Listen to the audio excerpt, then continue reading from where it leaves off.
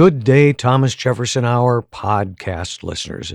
As always, thank you so much for listening. Thank you for your support.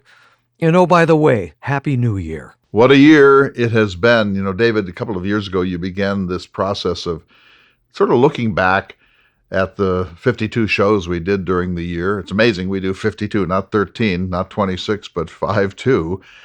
And that's a lot of work for you. But I always love it when you go back and sort of tell us the trajectory of the year. And 2020 will be known, of course, forever as the year of the pandemic. It'll also be known as the year that a president who lost the bid for re-election refused to accept the results of the election. We're living through a constitutional crisis.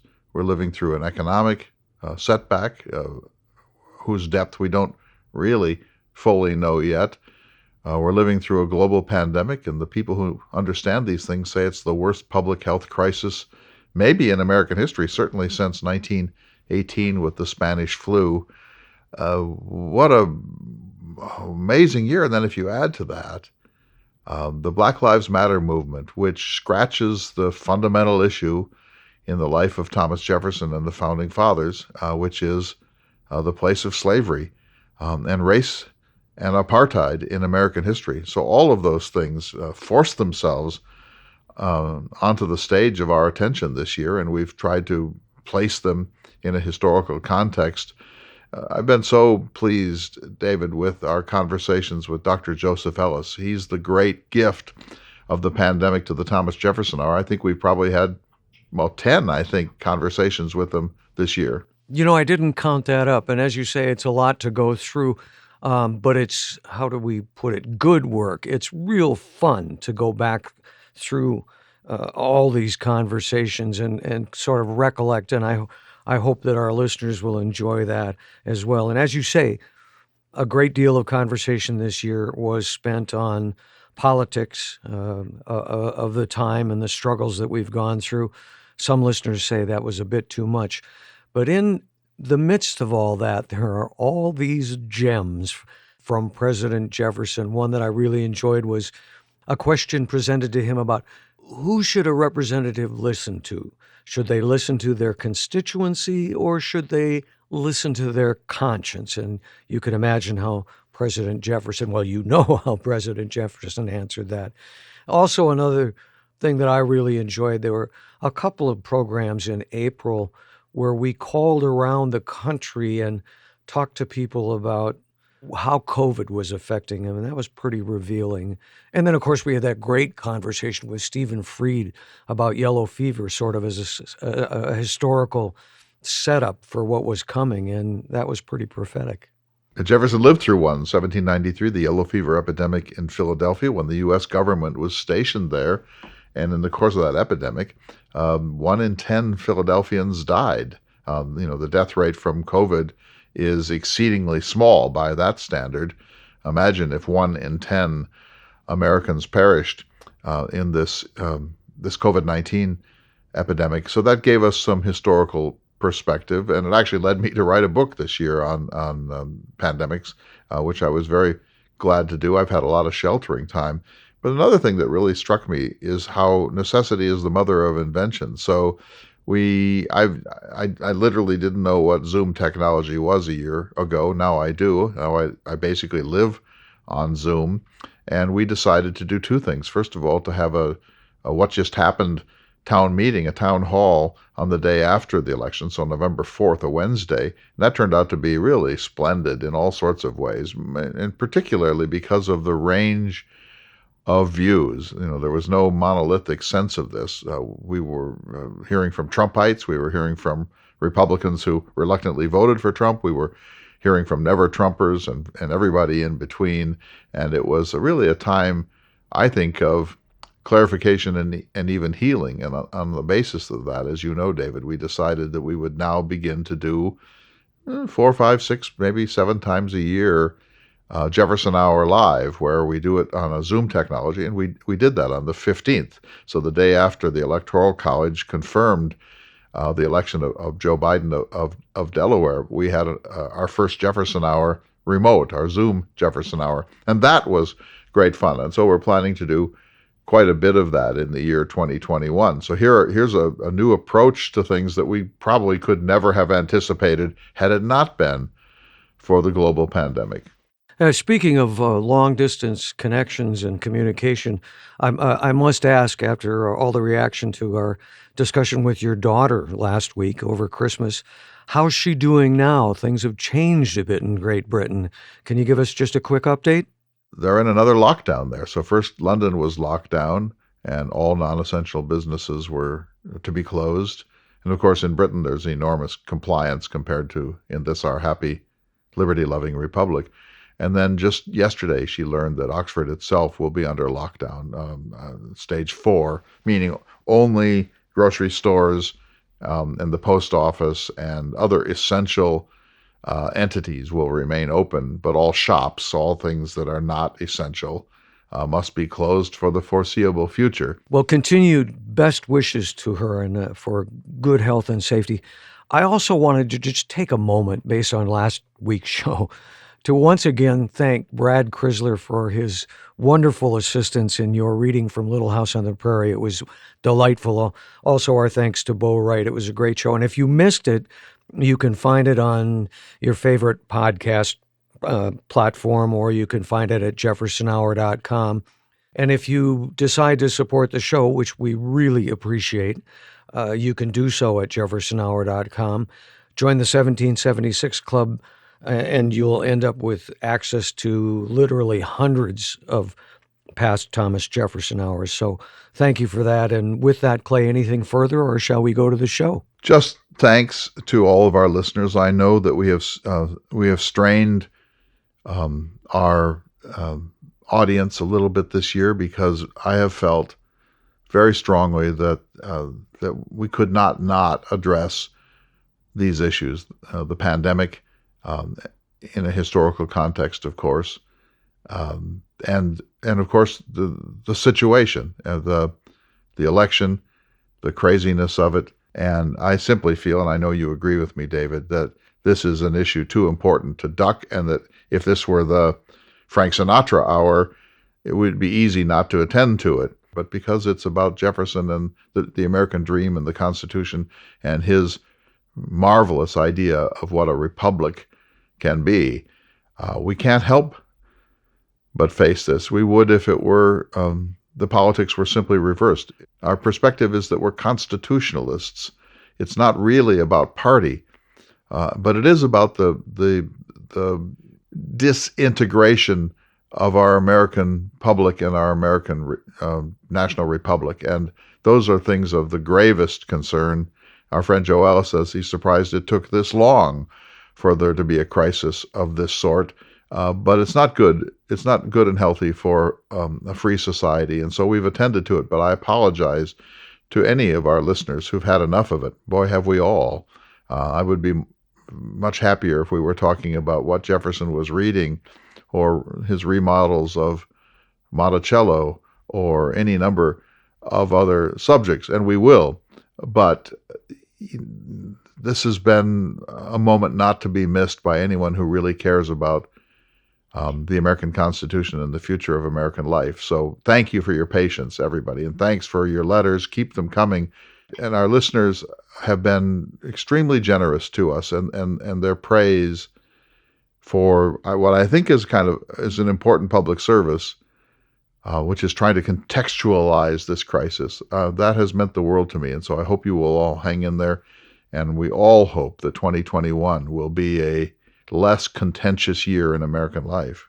Were Jefferson here, he would insist that we talk about these things. He would say it is our duty and our responsibility. Don't you agree? Absolutely. You can make all the lists you want of things that would upset him greatly, and not all of them have to do with government. Some of them have to do with the habits of the heart, our entertainments, our materialism, our ignorance of what's going on in the rest of the world, and so on. Jefferson believed that this only works if we're all lifting the republic on our hands over our heads. And if you've ever lifted something and walked for like a mile, David, you know how hard that is to hold something up above your head. It's really hard work. You don't think about those muscles until you try to use them, like carrying a 2x4 for a quarter of a mile or a sack of potatoes. And so Jefferson believed that the only way this works is if we all are lifting, if we're all trying to be our best selves, if we're all encouraging each other to be vigilant and to be their best selves. And so it's tiring, but I do think it's essential. With that, sir, Happy New Year to you and yours and to all of our listeners. And shall we go to the show? Let's go. Thanks, everyone, and enjoy this program. And a special thanks for listening to the Christmas program, which had, it wasn't our idea, as you know, David. It was Chrysler's idea, but what a wonderful moment it became for me. Thanks, everyone. Good day, citizens, and welcome to the Thomas Jefferson Hour, and a Happy New Year to all of our listeners.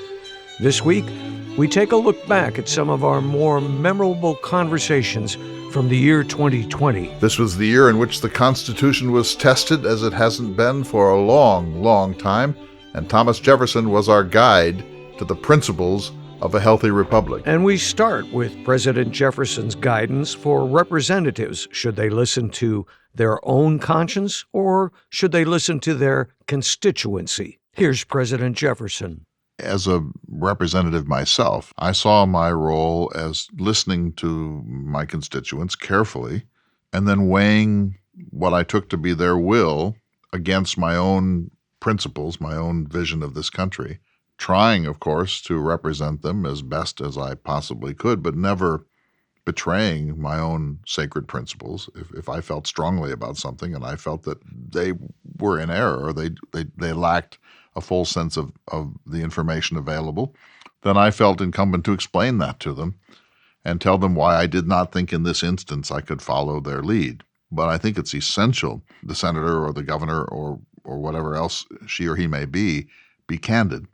And then you have to say to your constituents, I know that means you may want to retire me at the next election. And if you do, I will cheerfully withdraw, because you are entitled to have representatives who follow your lead, who embody your will. But I can't in good conscience do that. And so I invite you to either rethink the issue and perhaps agree with me, or if you don't, to retire me. And if you do retire me, I will retreat to private life with great humility and joy, actually, to return to private pursuits rather than the burden of public life. So that's how I saw it as a leader, as a representative. I did say that it's always in our interest in a republic to follow the decided will of the American people. President Jefferson received a number of questions during 2020 about the executive branch and its role in the right of citizens to protest. Peaceful protest is a central feature of human freedom. I said the tree of liberty must be refreshed from time to time with the blood of patriots and tyrants. That is its natural manure. We protested against British colonial acts, the Stamp Act, the Townsend Acts, the Intolerable Acts, the closing of the port of Boston. We protested. We protested by writing pamphlets and state papers. We marched in the streets peacefully. We marched in the streets with some property damage at times. For example, the throwing of those crates of tea into Boston Harbor in 1773. We burned effigies of British ministers and sometimes effigies even of George III, the rightful king of England. We understood that humans cannot be free unless they have the right to dissent. Their dissent will sometimes be wrong-headed. It will sometimes be irrational. It will sometimes be reactive. It will sometimes be an overreach. If the facts are explained to people, I hope that they will calm down in many instances. But even when people are reacting irrationally, it's still a sign that the spirit of freedom is alive and well in the American people, and we should cherish that. A certain volatility about our freedom is central to the happiness of humankind. And so if we're going to put down a rebellion or an insurrection, it's in the interest of the state to put it down with the least possible use of federal authority, the least possible violence, and whenever possible, our order should be kept by local constables, local officials, by state government, not by the national government of the United States, although, of course, everyone can posit some extreme situation in which federal troops must be sent to protect the country or to quash an insurrection somewhere. Mr. Jefferson, you're very famously known for writing, quote, "There is no justification for taking away individuals' freedom in the guise of public safety. But in the heat of the moment, when citizens are fearing for their property or their lives, sometimes those judgments are hard to make." Yes, I believe in order. I love peace. Peace is my passion. I never struck anyone in the whole course of my life. I hate violence. I believe the wanton destruction of property is a bad thing, especially if it damages innocent and well-meaning people's investments in their own business or their own lives. I think no reasonable person can celebrate this sort of thing, of course. But the fact is that an insurrection, a rebellion like Shays' Rebellion, didn't come out of nowhere. Daniel Shays was the leader of a group of farmers in western Massachusetts who had been good patriots, who had fought in the war to deliver us from British bondage. And they found that in the post-war economic chaos, that they were unable to pay their rents. They were unable to make their farms profitable or even to pay their bills. They asked the Massachusetts legislature for relief. The legislature was indifferent, told them that they would just have to weather the storm and that there was no relief that they could possibly offer to them. They asked again. They pushed hard for some sort of commiseration by their elected representatives. And when they didn't get it, they finally reluctantly armed themselves and stopped some foreclosures and closed some courthouses. And this became known as Shays' Rebellion in 1786. It indirectly led to the Constitutional Convention of May of 1787, because the founding fathers, of which I was not one, so overreacted to this rebellion that they wanted to create a much more high-toned, centralized, authoritative sort of American government. And so these poor farmers were asking their legitimate representatives to help them, and when they were turned away with some contempt, and having exhausted all peaceful means, then and then only, they took charge of their destiny. I don't condemn out of hand the rising tide of discontent that sometimes must even rise to the point of violence, because if you renounce violence as a tool of human liberty, you will not have human liberty. I ask everyone who's listening to this, even those who might be aghast by these principles, to read history, to read the history of Rome, to read the history of culture, and realize that there are times when the people become so exasperated that they must use spasms of violence, the burning of the Bastille, the French Revolution, the Reign of Terror, and we must try to avoid situations that will devolve into this kind of chaos. But when it does happen, the state's interest is in restoring order with as little use of violence as possible. Some of the arguments against that were used against the American Revolution.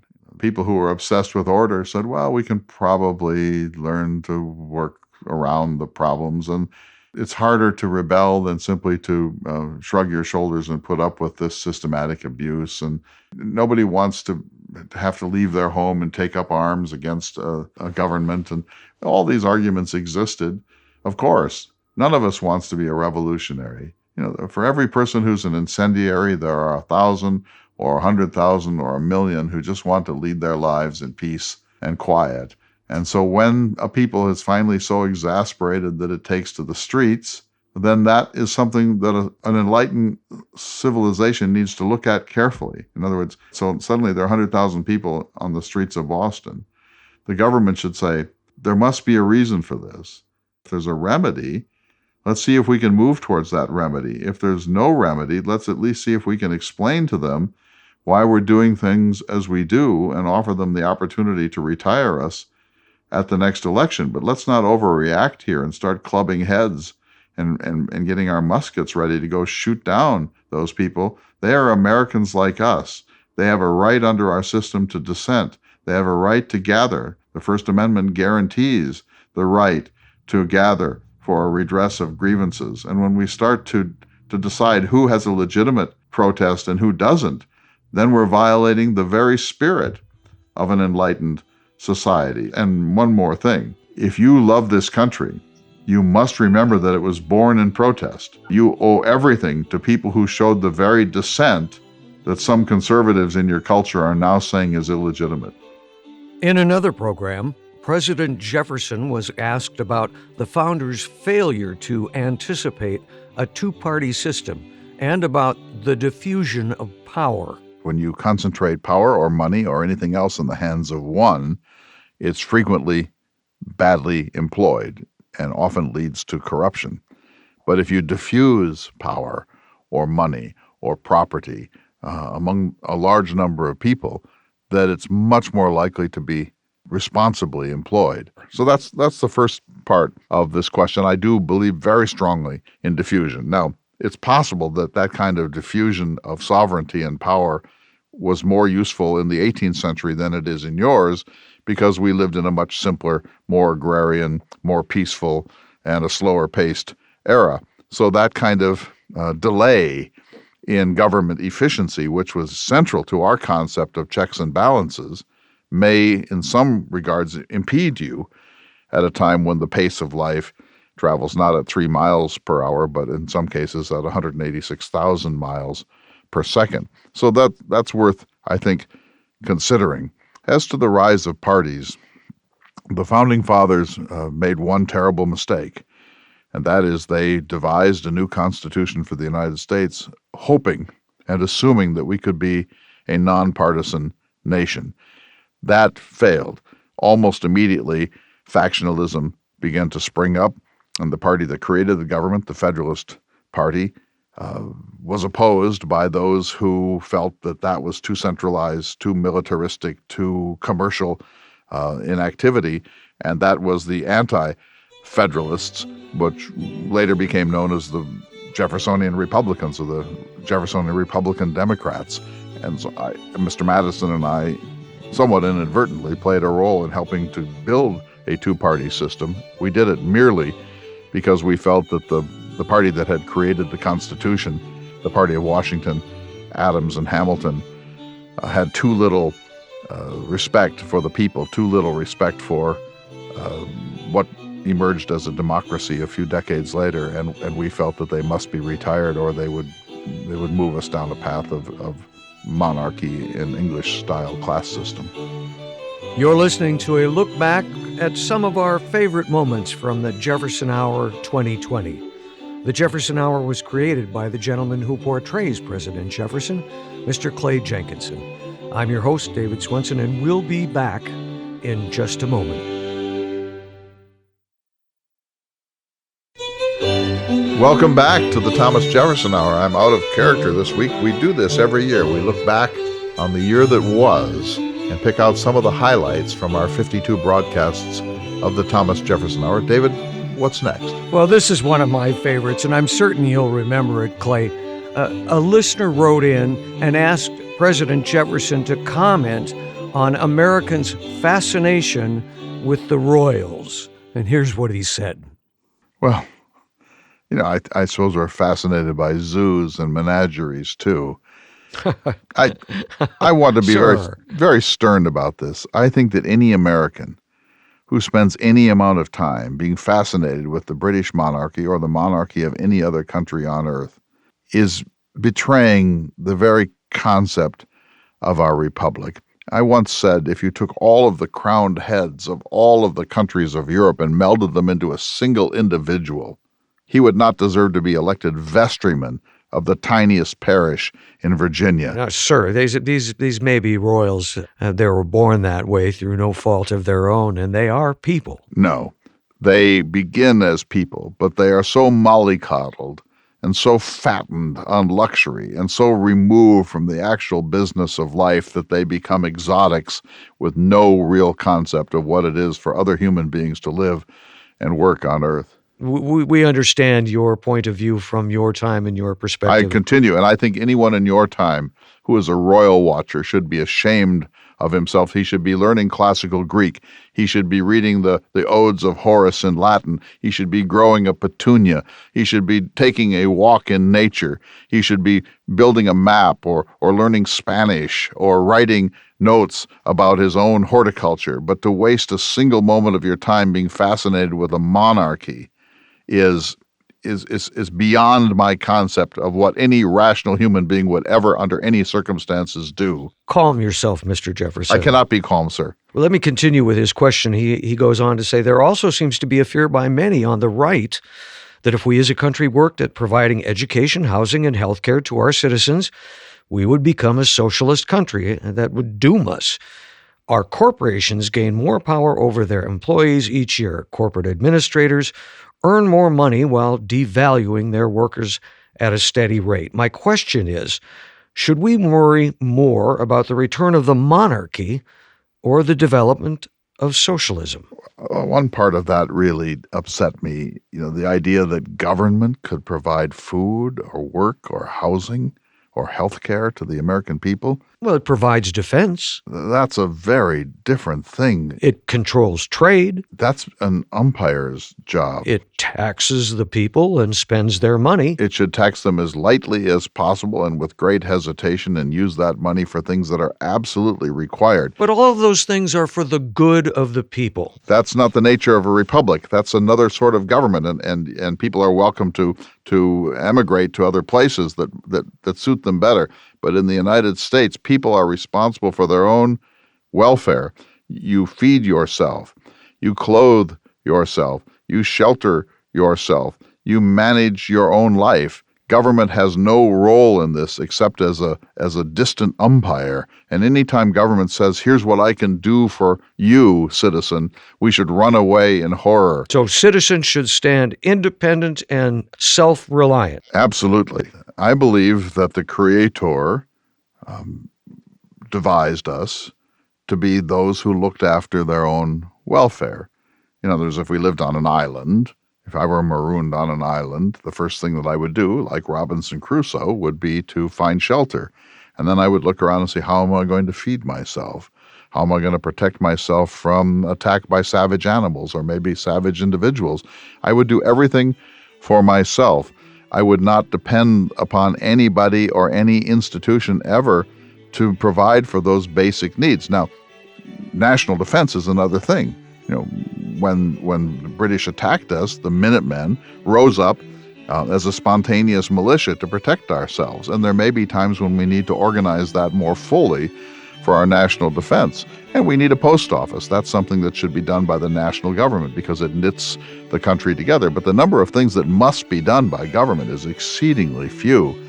Let me pull you back and pin you down and get an answer to his final question, which is, should we worry more about the return of the monarchy or the development of socialism? Well, if you have to choose between those two, your biggest concern should be the return of the monarchy because that's a form of tyranny. It's rare to hear President Jefferson get that animated about any subject, but he certainly did when it came to the royals. In early spring of 2020, as it became apparent just how serious the global pandemic was going to be, we tried to offer some historical perspective by talking about the yellow fever epidemic in Philadelphia in 1793.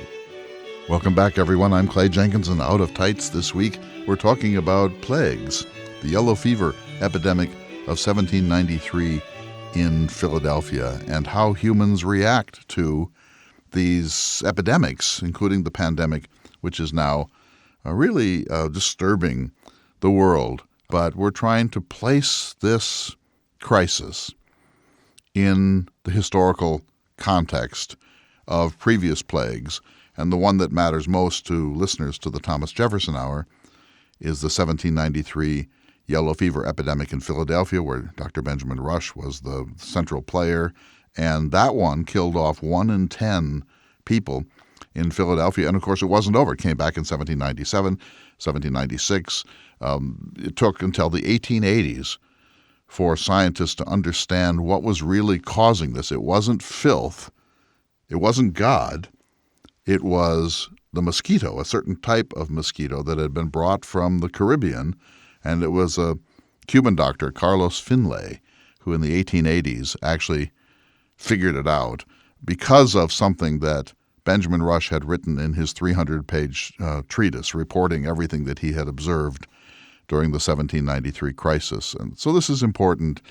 I've never seen anything in my lifetime, I don't know if you have, David, that has destabilized the global community in quite the way that this has. And we're at the very beginning of this story, so we don't know how it's going to come out. But I think that the more people can ground this in the humanities, in the historical record, we have to realize that nobody knew what to do. So what happens when this happens? It's happening right now. You stop having human contact. So they actually stopped shaking hands in Philadelphia during this period because they thought, well, whatever else is true, it's a communicable disease. Let's limit random human contact. And that's already happening now, by the way, and it's been recommended by the World Health Organization and other entities. They quarantined. And in other words, they would say, the pest seems to be in this part of town. We're not going to let people from that part of town enter other communities or the main downtown section of Philadelphia. And in some cases, they would board up houses and say, we're going to put a sign, like a cross, on the door so that no one comes in and nobody goes out. So they were doing the right thing. They often did it with too much aggression and too little science and good sense, but they know that if you want to stop one of these things, you could. We could now say to everybody on Earth, you must stay within your own house for the next 3 weeks, and we could probably kill this off. That can't happen. That's not the way the world works. But the response then is quite similar to the response now, which is that you have to limit human contact, that the flow of people across national boundaries from one plague zone to another spreads this, that these things tend to happen exponentially, that they didn't understand hygiene in the age of Jefferson. They had not yet discovered the notion of hygiene, but they had a sense that touching, kissing, exchanging bodily fluids was probably not good. And so they intuitively began to limit that. And there are accounts of people in Philadelphia crossing the street to avoid others, or when they saw a hearse or a doctor coming, to get as far away as possible. And when someone attempted to shake their hand, they would pull back violently and then nod in a kind of a grim way to the next person. And so these remedies go far back. Dr. Rush and the other physicians were trying to figure out what medical remedies might look like. And he had two. One was purgatives, and the other one was bleeding. I believe that was the first time that we talked about the pandemic in depth on the Jefferson Hour, but we went on to talk more about Benjamin Rush. We had the author Stephen Fried on, who has written a marvelous biography of Benjamin Rush. Well, this was when the pandemic was fresh, and we were talking about the 1793 yellow fever epidemic in Philadelphia that killed 1 in 10 people of that largest city of the United States. And Mr. Fried's book on a biography of Rush was very helpful to us because Rush was the central medical figure in that epidemic and a hero. Yes, he was. Here's the author Stephen Fried talking about Benjamin Rush and also about how Americans react to epidemics. Well, it's interesting. Part of what was happening in medicine in general during Rush's time was to get people to stop looking at medicine through the imagery of religion and to look at it through the imagery of science. That's what one of the things Rush was committed to. So while Rush writes religiously about faith issues, keeping him going during all this, he never confuses faith and science. And that's a really important thing, and a really important thing about early America. It's interesting. I mean, I covered the yellow fever epidemic in this book. I covered the flu epidemic in my last book on Fred Harvey because it was part of the story of the Fred Harvey Company during the First World War. And I also covered the AIDS epidemic, and I covered the process by which the protease inhibitors that ended up being the reason that we can treat AIDS today were developed. And what I would say, having been through covering all those things, is that the period when people don't know enough to feel comfortable is similar no matter like how advanced or not advanced science is. And that period is very scary, and it is a strong American belief that it will end, and our experience is that it always has. And what's important is for us to continue to be focused on that and to believe that. But so there are dissimilarities because obviously they didn't have germ theory. But I would also say that at a certain point in an epidemic, when it's so out of control, I think fear itself is fear itself. And the good news in yellow fever is that the whole thing lasted 3 months. The flu epidemic, the AIDS epidemic, you're talking about years. So it's a fascinating American phenomenon through history. And I think it's important to think about the aspects of it that are different and the aspects that are the same, in part because of American democracy and of American freedom of speech and of different people stepping up and saying, I have the answer when other people know there isn't an answer yet. That phenomenon exists in every one of our epidemics. In one of our conversations from early spring 2020, I took the opportunity to ask our listeners for a favor.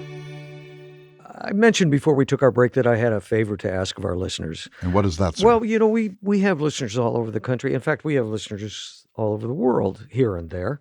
I would be very interested if people would be willing to hear from folks, say, in Virginia or Colorado or Singapore. What's going on in your part of the world? How do people view this? Are us Americans making more of it or less of it than the rest of the world? And how communities are reacting to it? If you go to jeffersonhour.com and click on Ask President Jefferson, you can leave us a message or you can call in. But if there are listeners out there who are willing to share, I would be very interested to hear. Me too. And they could leave audio messages about this on our line. A couple of things. One is, what are you seeing in your community? How's your community reacting?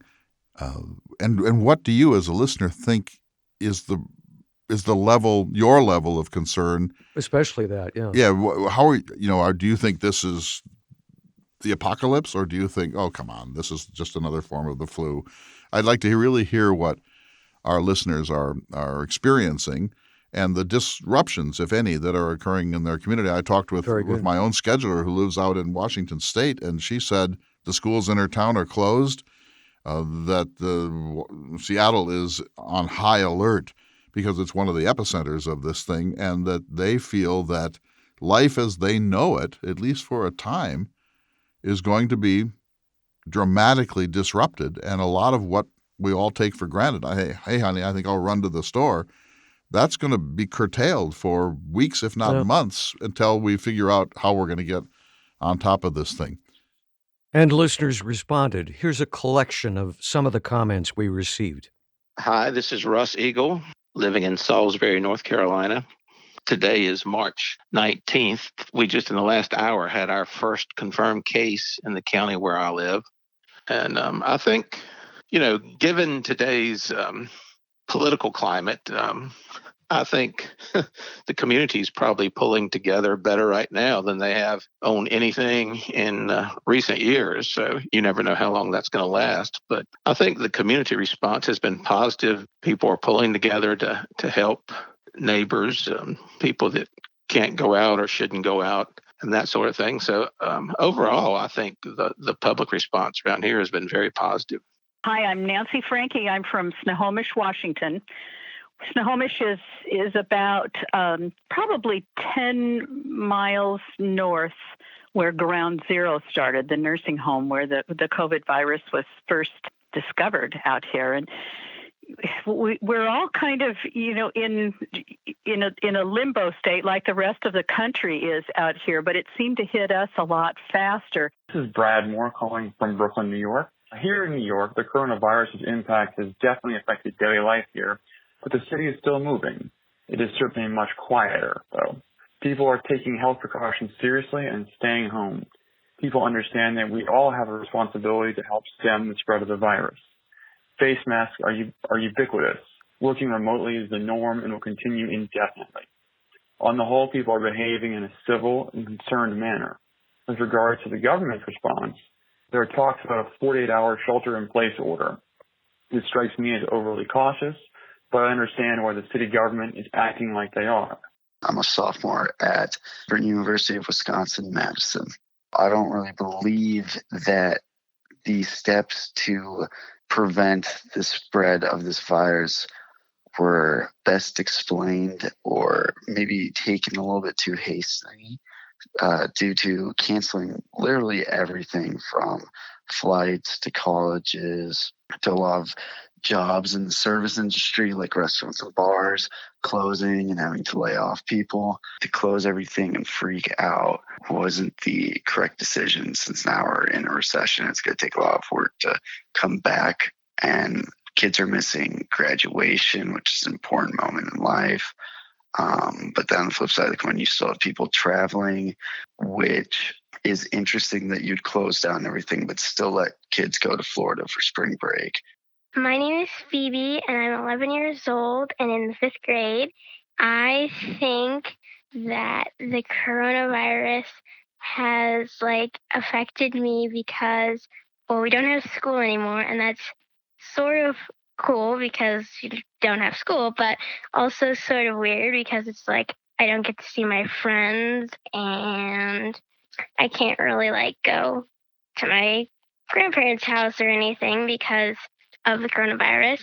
I read this article and it said that when kids get it, it's not very strong or anything, and that kids my age would probably be fine. So I'm a little worried, but not that worried because we'll probably be fine. And so I don't think it's going to be too bad, but it'll be a little interesting. Hello, my name is Joseph Ellis. The quarantine, it's throwing me back to certain austerities and certain simplicities that are, to me, I have a nostalgic fondness for. So while it's horrible and I don't bless it by any stretch, but in brief, this is a difficult time, and we as Americans need to come together as a collective, as we haven't for quite some time. This might do it. You're listening to a retrospective of the Thomas Jefferson Hour 2020. We'll be back in just a moment. Welcome back to the Thomas Jefferson Hour. This week we've been enjoying sort of a retrospective of the many shows that we did during the year 2020, and it's real fun to hear some of these conversations again. Wouldn't you agree, sir? Yes, so we have 52 hours of fresh Thomas Jefferson Hour per annum. So to select highlights or things that we found amusing or things that our audience loved, or things we think are important to look back on a little bit. That's not at all easy. You do all of that heavy lifting, and I appreciate it. What's the process like for you? Well, just going through, I keep a running log of all the shows with sort of a summary of what was talked about, and I go through those, and it's pretty easy to pick things out. The one that I came across that I really enjoyed was Jefferson's reaction to Americans' fascination with the royals. I thought that was such a kick. He got pretty worked up, and he rarely does that. Last night I watched a little bit of the CNN series on the Tudors, on the royal family. And of course, it's fascinating. We're all fascinated by this. Lady Diana and Prince Charles and Prince Philip and Queen Elizabeth and so on. It's all very interesting and fascinating. But I always think Jefferson would be so disappointed in me that I allow myself to be drawn into this. This is not only it's worse than monarchy, because we rejected monarchy, but we haven't rejected pageantry. And for Jefferson, pageantry spoiled the idea of a republic. I mean, I'll say that again, that if you love ceremonial, if you love pageantry, then you aren't really a small r Republican, because republicanism is about radical simplicity and starkness and minimalism. And so I watch these things and I think, wow, I'm glad that Jefferson's not looking over my shoulder. I also enjoyed very much listening to the comments that listeners sent in, giving us reports on their communities about how they were reacting to the pandemic. Yes, I found that interesting too. And I think we've had a more interactive Jefferson Hour in 2020 than ever before, thanks partly to the pandemic and partly to the technology of video exchange, Zoom and Team and other technologies of that sort. It's so interesting, David, because if you think back, there was a time when none of us had ever heard the words Osama bin Laden or Al Qaeda. And yet there was a moment for everyone who's listening when those two words came into your life, and they've been with us ever since. And there's a time when the internet or software, I remember the day that I first heard the word software. It was in 1976 in Minneapolis, Minnesota. But if we could only have a marker that would tell us, well, that's the first time I heard that. And so I remember in the springtime, it was probably January, but hearing the word coronavirus or COVID for the first time. And at first you just shrug because it's something that happened in Asia, and we've had a bunch of these and so on. And then you realize a few weeks later, oh, this is the biggest disruption of our time, maybe the biggest disruption of our lifetime. So where were you when you first heard the word coronavirus, et cetera? It's fascinating, isn't it? Yeah. We spent a lot of time talking politics this year, and Jefferson would encourage us, I'm certain, to do that. But I know for both of us, a real highlight of 2020 was our ongoing friendship with Professor Joseph Ellis. And in this last segment, I thought it appropriate that we take some time to listen to some of the conversations that you and Joe had, particularly the ones about the Jefferson Adams letters. That's great. I'll just say only a few words because the more we listen to Joseph Ellis, the better off we all are. What a gift he's been to me, to you, to the listeners of the Thomas Jefferson Hour. Here's one of the top 10 or 15 historians in the country who, in his retirement and because of the pandemic, has found time to enter into really a sustained dialogue with us, a sustained conversation. And it's been one of the supreme pleasures of this disruptive year, and it's one of the few things that I thank the pandemic for delivering. Here's an excerpt from those discussions that you had with Professor Ellis talking about the Jefferson Adams letters. Terrific. I'm eager to hear them. Joseph Ellis and I have been talking about maybe the most interesting correspondence in Jefferson's life. I'm not sure it was for John Adams, but the correspondence that began again on January 1st, 1812, and continued up to a few months before their simultaneous deaths on July 4th, 1826. And for our listeners, this was how many letters over what period of time? It's about 156, I think. Adams wrote 3 for every one that Jefferson wrote. Adams had a lot on his mind, and he was not someone who restrained himself. You know the famous quip by Mark Twain, I would have written a shorter letter, but I didn't have time. Adams rarely has a thought that he doesn't express somehow. And so he'll write 3, 4, 5 letters on a single theme to Jefferson, and then Jefferson might delay 2 months before responding, and then very carefully pick and choose which of Adams' many topics he will engage in. Yeah, and for our listeners, this is the pre-digital age in which letter writing was an art. And these are 2 of the best letter writers in late 18th century America. I don't know that anybody's better. Franklin's pretty good, but Madison's letters read like the footnotes of an insurance policy. And, Poor Madison. Yeah, poor Madison. But let's let the games begin. And there's a deliberative process in the thinking of people who are writing letters back in the 18th century that doesn't exist for emails. And I wish we could recover. Particularly, Joe, for Jefferson. So we know that Jefferson often wrote a draft of a letter before he wrote his final copy. When he wrote his final copy, he made a copy either by hand or using one of his primitive copying machines. Jefferson didn't just dash something off. He thought through each paragraph, thinking about the recipient, the recipient's view of the world, ways that he could flatter or conciliate the recipient, areas that they had in common, ways if he had to say something potentially tension-producing, how to say it in the lightest way, and then to finish it by saying, but if we disagree, my friend, we disagree as rational friends.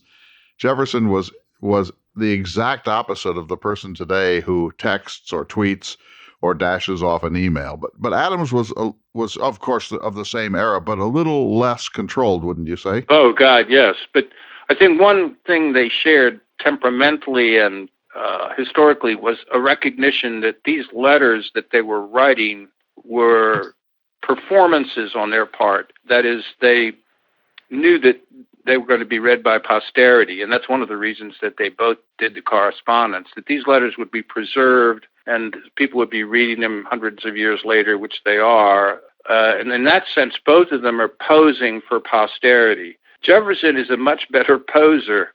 Adams can't hold the pose. And that's what makes it an interesting, and in an era where we're sort of paralyzed by partisanship, here's a really wonderful moment when two people who fundamentally disagree recover a friendship and really love each other despite their differences and can talk about the differences very clearly and cogently. And such creatures are rare indeed in America today. I agree, of course. Jefferson is a different cat from John Adams. Jefferson is reserved. He's detached emotionally. He's very private, even secretive. He doesn't want to reveal much about his own life. He doesn't really like to look to the past much, even the past of his own life very much, although he was eager to make sure that posterity put him in the proper position in Trumbull's painting of the Declaration of Independence, and that his primacy in that greatest of American documents was unchallenged. But Jefferson doesn't really want to have a couple of bottles of wine with Adams and get sloppy. Jefferson wants to control the discourse and be very self-protective. And as you know, Joe, that's the opposite of Mr. Adams. Most of what we now look back on as the most interesting controversies they have, and I'm sure, and we want to get into those as soon as possible, are generated by Adams.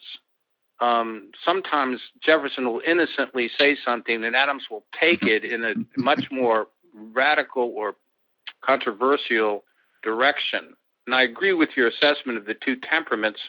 For Jefferson, argument is like dissonant noise in his mind. He doesn't like it. He doesn't like controversy. He wants it to be smooth and serene. For Adams, argument is the highest form of conversation. He can't imagine, and he's married to somebody who agrees with him in that. One thought I have is, can you ever, Clay, can you imagine Thomas Jefferson being married to Abigail Adams? No, not for a minute. Yeah. You can imagine Adams, Abigail would have, sitting in Monticello said, "We're selling this and we're freeing all the slaves." I mean, it's a very, and she's an independent creature. At any rate, let me surrender control to you and let you pick the issues that we want to hit. Well, let me just sort of conclude this little introduction by saying that Jefferson's motto was "Take things always by their smooth handle." That's the one I was looking for. I forgot the quote, but thank you. He was a harmony obsessive, and he didn't like to fight. And in fact, he papered over difference in direct communication by letter or in person. They truly had bonded early in the 1770s and early 80s as brothers, as part of the band of brothers, the founding brothers. I wrote a book by that title, and that bond was real. They saw themselves as members of a political elite that had forged a revolution together, and that revolution had enormous consequences. They disagreed about what those consequences were. Adams was a realist, Jefferson an idealist in that regard, but that bond never went away. That was there, could always be drawn upon. They both knew it. They had both taken leadership together when it wasn't fashionable. I so envy and admire Joe. He'll say something like, well, they were, I suppose you'd say, a band of, I wrote a book by that title, and Jefferson was something of an American sphinx. So I actually wrote a book by that title. And Adams was an emotional man. Kind of, you might even call him a passionate sage. Oh yeah, I wrote a best-selling book on that title. And Washington was a little more aloof. I mean, he sort of was seen as His Excellency. Oh yeah, I wrote that book too. Yeah. On that note, we'll give Professor Ellis just a moment to collect himself from all of that and take a short break. I'm never going to recover, yeah. Let's take a break. Yes, and we'll be back in just a minute. So, sir, that's our retrospective of the Thomas Jefferson Hour for 2020, and I am so proud and privileged to be part of this broadcast, and I thank you for that opportunity, sir. It's been a great year for our friendship, even though we never see each other anymore. But we do some really interesting work together, and this has been a year in which I've come to appreciate you even more than before. That doesn't mean, by the way, that you will ever graduate from semi-permanent guest host of the Thomas Jefferson Hour, but that's another question. What can one say about this, David? First of all, when I started the Jefferson Hour, and you're really the fourth host of the show, it was all about Jefferson. Just Jefferson, Jefferson, Jefferson, Jefferson. And he's so fascinating, you could do hundreds of programs about him. Jefferson and archaeology, Jefferson and the French Revolution, Jefferson and diet, Jefferson and gardens. As things have moved forward, the show has changed from time to time, and now, because of the profoundly disruptive moment that we're in, we have focused more since 2016 on a current administration by magnitudes than we ever did before. If you add up all the programs we ever did on George W. Bush or Barack Obama, it's a handful about each, and really not about them, but about some public event. But Donald Trump is a self-styled disruptor. He knows that he's always the center of attention. He knows how to keep our attention. And he told us he was going to be this person. So, we got exactly what he promised us he would be. So there's no surprise there. But he has forced the whole country, he has forced the whole world to talk about him and his activities and his tweets and his maneuvers and his attacks on certain institutions that we've all come to take for granted, and on treaties and international relations and so on. He's been an extraordinarily important figure, and the most colossal political figure of my lifetime. And, I knew the world of LBJ, and I knew the world of Ronald Reagan and Bill Clinton. So to our listeners, I say thank you for following us through this maze, because it's not something, David, you and I chose. We didn't want to be talking about current events, but if it's a Jefferson Hour and your interest is in what the founders had in mind and in the Constitution of the United States and the Bill of Rights and the particular vision of a small r minimalist republic that Jefferson had in mind, then how do you not talk about, it's not an elephant in the room, it's a woolly mammoth in the room, it's a herd of woolly mammoths in the room. And so we have done that. And I'm proud of the work we've done, and I know we've upset some people. It's been, in many ways, no fun. And it's upsetting to me. And it's not my favorite focus of the work that you and I do.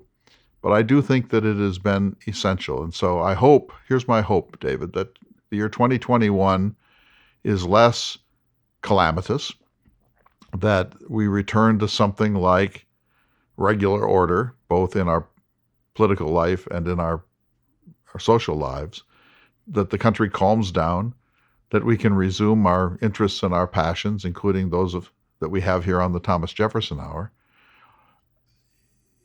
We've had enough of this kind of high wire act where we're all on edge all the time. And the best letters that we have received this year have been the ones that said, thank you, too, for your civility. Thanks for keeping it within bounds. Thanks for seeking the center. Thanks for trying to clarify and contextualize. For me, David, those are the greatest letters that we ever get, because they show that we're doing something of value. So if it's useful to people and helping them to see with a more clear or contextualized lens this thing that's happened to the United States and to the world, and not over yet, then I think I hope we have performed a modest public service. And so that's the way I end the year 2020, and I know you will agree with me that as we enter 2021, we hope that it is more Jefferson and Jeffersonian and less tied to the emerging circumstances of the 21st century. I am in agreement, sir. Particularly your comments about the letters that we get from listeners. We do our best to remain civil and look at things fairly. That is only Jeffersonian, and I'm certain, sir, that we will continue to do so. And you're not bitter that you'll never be anything but the semi-permanent? Oh my goodness, no. I would be heartbroken to lose that. Besides, I have a plaque and it says that. From one of our generous listeners. So thank you, David. We'll see you all next year for another exciting and important edition of the Thomas Jefferson Hour.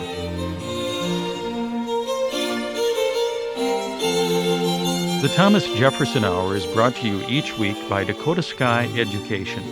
The program is distributed nationally by Prairie Public.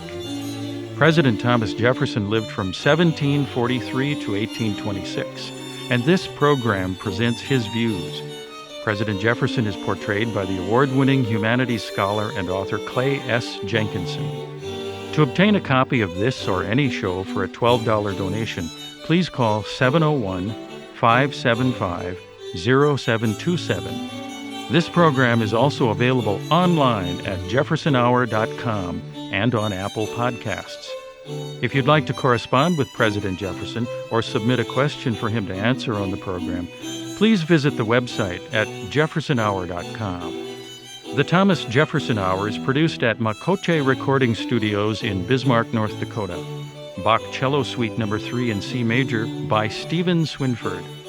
Thank you for listening. Please tune in again next week for another thought-provoking, historically accurate program, Through the Eyes of Thomas Jefferson.